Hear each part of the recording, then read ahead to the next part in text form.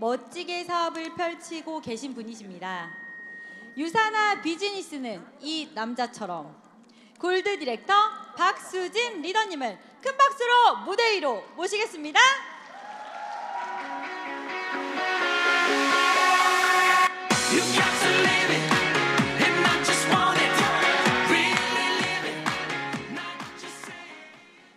안녕하세요. 방금 소개받은 박수진입니다. 다시 한번 인사드리겠습니다.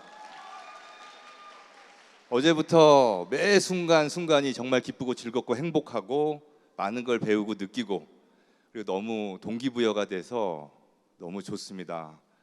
지금 1분 1초가 가는 게 너무 아쉽고 안타깝습니다. 지금 현재 제 심정입니다. 여러분도 그러십니까? 이런 말이 있습니다. 스치면 인연, 스며들면 사랑입니다. 우리는 얼마 전 아니면 몇 년 전에 스치듯 인연으로 만나서 지금은 서로가 서로에게 스며들었고 그래서 사랑을 하고 있습니다.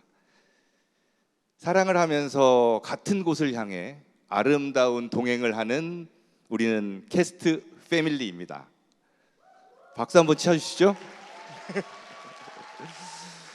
제가 이렇게 좋고 멋진 행사에 또 작지만 저의 성장 스토리를 들려드릴 수 있게 돼서 너무나 영광으로 생각하고요. 저희가 유사나를 만나서 지금까지 걸어온 길을 설명해 드리는 것도 좋지만 저는 좀 전에 우리 승급하신 분들이 성공의 원동력 이렇게 외쳐주셨는데 정말 제가 유사나를 열심히 하게 된 결정적인 계기가 있었습니다. 그 이야기를 지금부터 들려드리도록 하겠습니다. 자, 그 이야기는요 바로 세 사람의 청춘 남녀의 이야기입니다. 2명의 남자와 1명의 여자의 이야기인데요.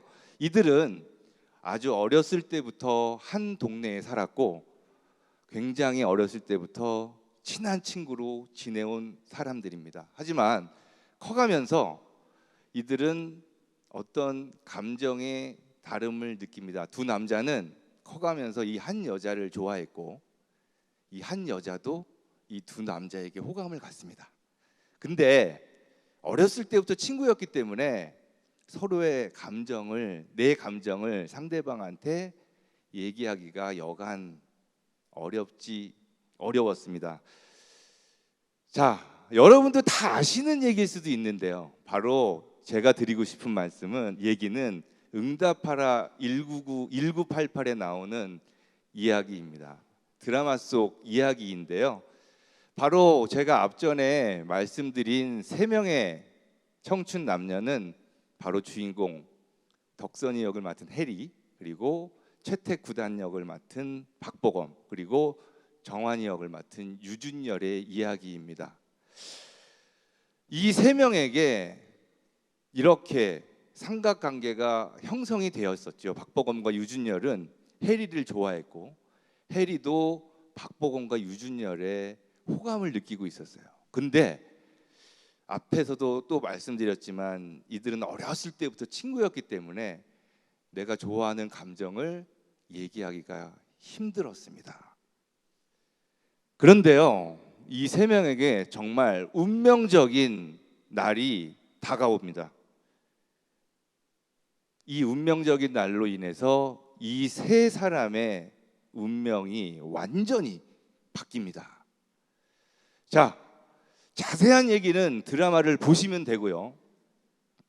성인이 된 해리는 소개팅을 하게 됐고 우여곡절 끝에 소개팅한 남자와 콘서트장에서 콘서트를 보기로 약속을 하지만 바람을 맞습니다.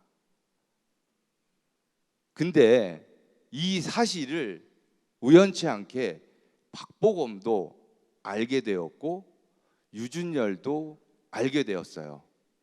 이러면서 이 드라마는 유준열에게 포커스를 맞춰주고 있습니다. 자, 유준열은 극장에서 친구와 영화를 보던 중에 해리가 바람 맞은 사실을 알고 수도 없이 망설입니다. 야, 내가 지금 이번 기회에 해리한테 가서 고백을 할까? 아니야, 지금 일어나면 여기 사람들도 많고 극장에서 너무 어수선 떤다 그러지 않을까? 갈까 말까? 수도 없이 유준열은 극장 안에서 망설입니다. 결국 유준열은 수많은 망설임 끝에 출발을 합니다.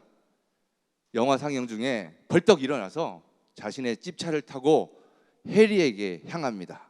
하지만 머피 법칙이라고 할까요?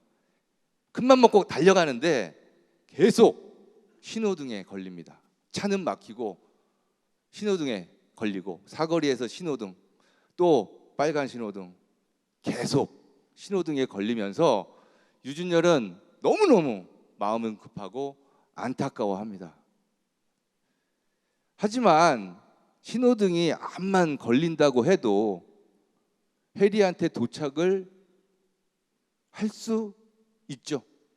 결국 유준열은 차 앞에서 딱 해리를 눈앞에 두고 차에서 황급히 뛰어내려서 천신만고 끝에 해리에게 뛰어가는 순간 해리 앞에는 박보검이 한 발 먼저 도착해 있었어요. 유준열은 너무너무 어처구니가 없었어요. 너무너무 화가 났어요. 눈앞에서 첫사랑을 놓친 유준열은 너무너무 화가 나서 정말 다시 차를 타고 이렇게 얘기하죠. 운명은 시시때때로 찾아오지 않는다. 적어도 운명적이란 표현을 쓰려면 아주 가끔 우연히 찾아드는 극적인 순간이어야 한다. 그래야 운명이다.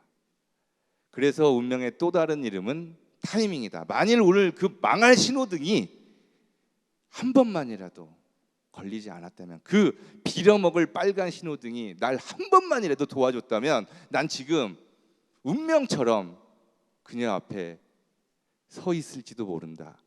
내 첫사랑은 그 그지 같은 타이밍에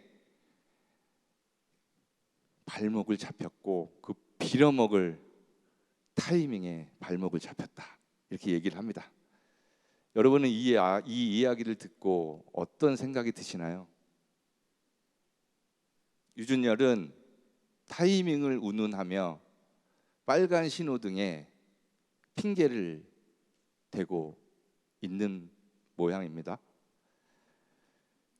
그리고 나선 기분도 너무너무 나쁘다 보니 그냥 차를 몰고 우연히 차 안에 라디오를 켜는데 차 안에서 뉴스가 나옵니다. 다음은 바둑 소식입니다. 오늘 한국기원에서 특별대국에서 열린 바카스배 결승대국에서 한국 바둑계의 최강자 최택구단이 충격적인 기권패를 하였습니다. 개인 사정으로 알려졌습니다. 이런 뉴스를 들어요. 박보검은 그 당시, 여러분들은 1988년도에 무엇을 하셨을지 모르지만 그 당시 바둑은 굉장히 인기가 많았고 상금도 어마어마했고 최택은 그 당시에 최고의 우리나라 바둑 기사였어요. 그런데 결승 대국을 포기하고 해리한테 간 거였죠. 이 사실을 유준열이 뉴스를 통해서 알아차립니다. 그리고 유준열은 정신을 차리죠. 그리고 이렇게 얘기합니다. 운명은, 그리고 타이밍은 그저 찾아드는 우연이 아니다. 간절함을 향한 숱한 선택들이 만들어내는 기적 같은 순간이다. 주저없는 포기와 망설임 없는 결정들이 타이밍을 만든다. 그 녀석이 더 간절했고 난 더 용기를 냈어야 했다. 나빴던 건 신호등이 아니라, 나빴던 건 타이밍이 아니라, 나빴던 건 내 수많은 망설임들이었다.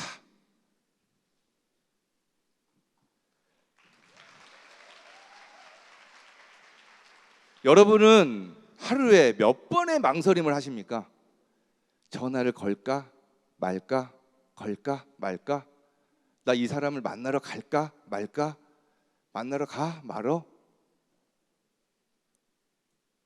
이러한 망설임들이 결국은 첫사랑을 뺏기는 그런 상황이 벌어졌죠. 드라마상에서는 박보검과 해리가 결혼을 해요. 물론 실제로도 있을 수 있는 얘기입니다. 그렇다면 유준열, 박보검, 해리가 엇갈린 그 콘서트장에서의 그 상황이 유준열이 망설임 없이 극장에서 수도 없이 망설임 없이 바로 갔다면 해리의 남편은, 해리의 남자는 유준열이 될 수도 있었어요. 이 이야기는 저에게 수도 없는, 저 역시 망설임을 하던 저에게 크나큰 생각을 안겨 주었습니다. 주저없는 포기. 저는 이 드라마를 보는 때가 실버 디렉터였을 때인데요. 명퇴를 당하고 실업자로 있다가 어렵게 다시 직장을 잡았어요. 하지만 이 드라마를 보고 과감하게 다시 직장에 사표를 냈습니다. 주저없는 포기는 내가 보다 더 열정적으로 사업을 할 수 있게 해줬고, 보다 더 열정적으로 후원을 할 수 있게 해줬고, 보다 더 열정적으로 파트너들과 스폰서님과 미팅을 할 수 있게 해줬어요. 포기는 포기가 아니라 저한테 더 많은 것을 갖다 주었고, 거기에 간절함과 주저없는 망설임을 선물로 주었습니다. 여러분, 적절한 비유가 될지 않을 수도 있지만 그 해리가 다이아몬드로 가는 길, 해리가 다이아몬드 디렉터라고 생각을 한다면 수도 없이 망설이는 유준열이 되시겠습니까? 주저없는 포기와 망설임 없는 결정을 하는 박보검이 되시겠습니까? 제가 선택은 박보검이 돼서 우리 모두 다이아가 되는 그날까지 아름다운 동행을 함께 했으면 좋겠습니다. 이상 박수진이었습니다.